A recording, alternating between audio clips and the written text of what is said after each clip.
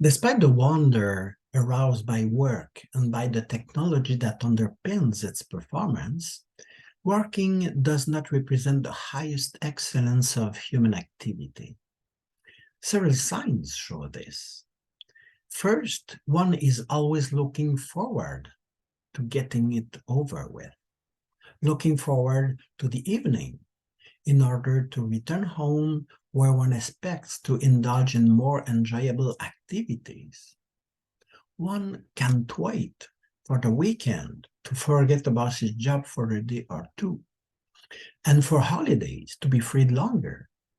After each of these interruptions, one resumes working with regret.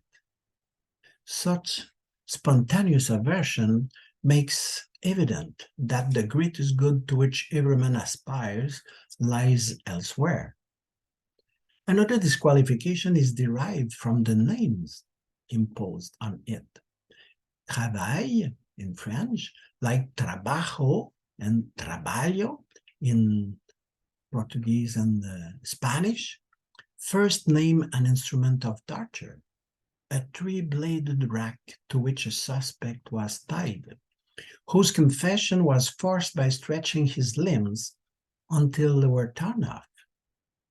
Travailler originally meant, as a transitive verb, tormenting someone else, or as an intransitive verb, suffering. For its part, lavoro, in Italian, is inspired by the Latin labor, which English has turned in labor, and which refers primarily to physical pain, the pain caused by work, concretely represented by the work of the woman who gives birth, acute pain if there is one. Work offers less this connotation, being inspired by a Germanic word which, like opus in Latin, meant more generally acting.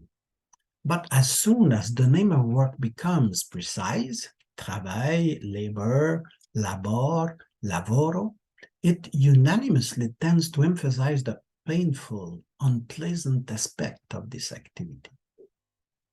Another confirmation. One always tries to pass on to a subordinate his work, all the more work that it is more painful and tedious.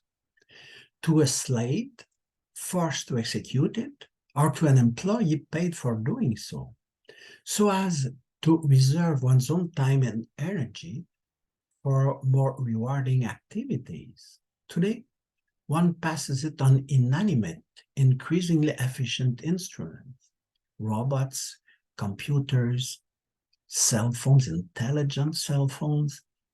Being so anxious to discharge it, one expresses clearly that he does not recognize in it the most eminent aspect of his human nature. These are already strong signs that there are better activities attracting us more than working. To these signs, we can add a threat that working shares with all activities of great utility, such as eating, housing, resting. We join to them, as much as we can, activities of more intrinsic interest. Eating normally becomes a meal. We devote more preparation and time to it than necessary. We take it with those we love, and we turn it into a moment of communion, of sharing. As a home, you don't just use a drawer that you slip into, waiting to get back into shame and to go back to work. You prefer a house larger than necessary, with beautiful furniture, decorated with works of art, surrounded by pleasantly landscaped grounds. While resting, you like to listen to music, watch a movie, read, play. Similarly, we redeem work by simultaneous better activities: music, conversation, prayer. At a minimum, we shun it in distractions, imaginations, projects as much as its manual or mechanical character allows.